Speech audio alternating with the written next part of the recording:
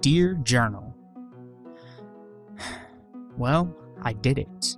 I opened the envelope. Grandpa was right. Despite my optimism, the mundanity of life had finally caught up to me while working at Joja.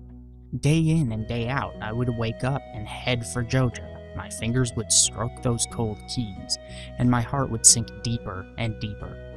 That was my life.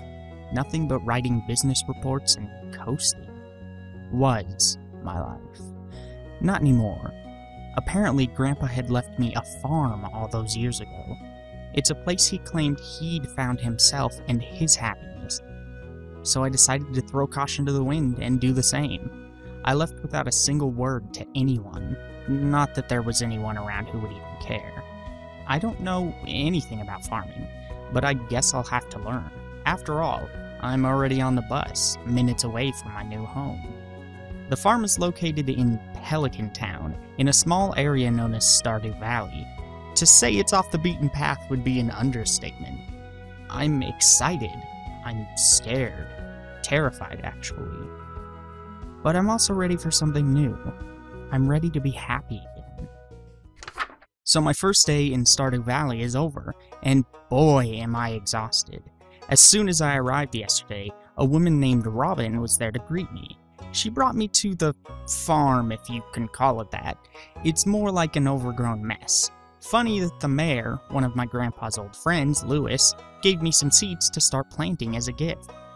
Judging by how much I got done today, but how much more I have left yet, I wasn't expecting to be able to plant them for a long time. But I actually did. Despite having so much that needs done already, I found the time to clear out a space to plant them. That's what you're supposed to do, right? Just put them in the ground? Man, I'm in way over my head.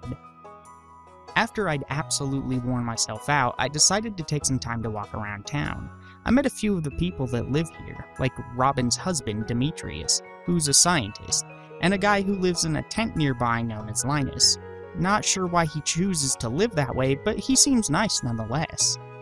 Unfortunately, there's a Joja Mart in town. Didn't move in that long ago, apparently. You just can't escape them, can you? Whatever. I won't let that bring me further down anymore. Tomorrow's gonna be a great day. Things have been so exciting lately.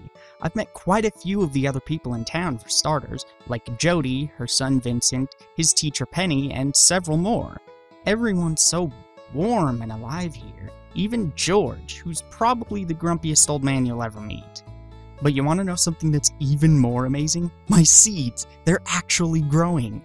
As soon as I noticed, I rushed to build a fence to protect them. Not sure how well I did, but it should at least keep them relatively safe. I've continued to clear the area out slowly. I got my hands on a fishing pole too, and fished with Willie for a while. He's the resident expert, and taught me an absolute ton. He totally reeks of fish, but I suppose you're not as skilled of a fisherman as him if you don't. My parsnips grew! My parsnips grew! I successfully made it to my first harvest. Unfortunately, I'm going to need to find another way to make money if I'm going to be able to buy more seeds to plant. I've got a few ideas in mind for that. Fishing seems rather lucrative if I can master it. Meanwhile, there's a mine near the north end of town. It's supposed to be dangerous, but a man named Marlin is the head of a small guild geared toward keeping the monsters inside at bay. Monsters. Yeah, right. Oh my god, there really are monsters! They're icky and slimy and scary. What kind of world is this? I figured out that the Pelican Town Community Center seems a bit run down. Lewis thinks it's a shame that nobody seems to care. I kind of agree, since this community seems otherwise so tight-knit. I figured I could do something about it, maybe try and fix the place up in my spare time. And I found more monsters. Well, I think they're monsters anyway. They don't seem dangerous, but they look like living fruits and vegetables. Am I sure the water in this town is safe to drink? Whatever. These little critters seem to want me to help fix the community center too. For now, I guess I'll call them Junimos. Anyway, I also met the museum curator, who's also in charge of the library. He's an eccentric character who goes by the name of Gunther. The museum seems a bit empty at the moment, so he practically begged me to bring in anything that I find that might be an artifact of some kind. I don't see why I can't, I suppose. So I've met most everybody in town by now. I'm amazed that I can find the time, since I've spent so much of my time doing other things. I've already found some artifacts to donate to the museum. I explored the mines further, and actually stood my ground against some of the monsters. Ugh. I've also cleared out half of the farmland already. The local rancher, Marnie, even stopped by and offered me a dog she found hanging around just outside the farm. She figured it might be good for both the farm and the dog, and I can't say I disagree, so I said yes. I decided to name her Midge. Meanwhile, the more interesting things get, the weirder they get as well. Apparently, there's a town wizard known as Rasmodius, and he wanted to meet me since he knew I'd visited the community center. But wait, it gets even more strange. He knew that I'd seen those little vegetable apparitions while I was there, and he called them Junimos as well. How did he... I thought I'd made that up. I even checked my journal entry on it just to make sure. I feel like I remember him asking me to drink a potion, and then suddenly I was in some sort of trippy Junimo forest. I don't really remember much from that day, though. Regardless, now I can read the scrolls left by the Junimo in the community center for some reason. Well, at least if I'm going crazy, I'm enjoying myself while it's happening. Oh, before I forget, I also got my hands on more seeds. A handful of them are mixed seeds that I found while clearing the place out. So we'll see what happens there. But I also made enough money to buy some cauliflower seeds. Fingers crossed these grow just as easily as my previous harvest. As I was heading back home from the mine, I also ran across Linus today. He was searching through the garbage at George's house. George thought it was a raccoon and told me to take care of it. I've talked to Linus here and there on my way to the mine, and he seems like a really nice person who gets a lot of flack for the way he chooses to live.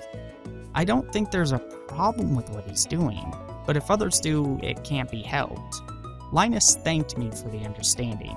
As I was leaving, though, I noticed that Gus caught him moving on to the Stardrop Saloon's trash cans. Looks like Gus understands too, at least, because he gave Linus some fresh food and said he didn't want anyone in Pelican Town to go hungry. That was really nice of him. Linus looked really embarrassed, though, as if he didn't want the pity. He just wants to be accepted for who he is, I think. And I can't say I don't feel the same way sometimes. I got to experience my first town get-together in the form of the Egg Festival today. They hide eggs around town square, and the goal is to find as many of them as you can within the time limit. They even let adults in on the action, so I decided to try my hand.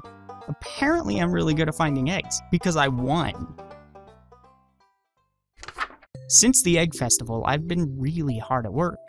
I cleared out more of the farm, I've been growing a plethora of crops in my small plot, I explored deeper into the mines, I've been having Clint process geodes, and then I've been donating everything either to the museum or the Junimos in the community center.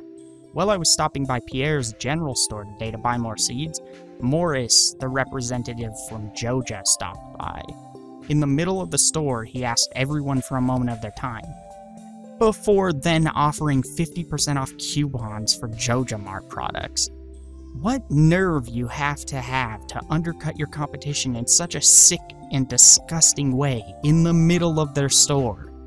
Since I was behind the computer the whole time while I worked at Joja, I was detached from the way it was run. Had I known that they did things like this, I would have sooner lived on the streets than worked for them. He then came up to Pierre after everyone had left with their coupons and assured him that it was only a matter of time before Joja ran him out of business. Once he left, I bought as much as I could afford from Pierre's, and will only use him in the future whenever I need supplies he sells. I expanded my farm today. I've been making enough money from mining that I decided I could finally swing it. So I learned how to properly build a fence this time, and at least quadrupled the room I have for crops. I've also been talking to Penny as often as I can. She's extremely nice. She works really hard, and she's really pretty. The thought of her one day stopping by and seeing my farm, still in such a messy state though, it scares me. I don't want her to think I'm lazy, so I've got to work extra hard to keep improving it. I've been taking a break from mining to improve my fishing skills lately. I think it could be really good for me to be competent at as much as possible. More ways to make money, more ways to enjoy myself, and more ways to impress Penny. Speaking of, the town is having the flower dance tomorrow. I'm super excited to ask Penny to dance. I mean, I don't really know how to dance, but it can't be that hard, right? It should be a great way to get to know her better. I can't wait. She said no.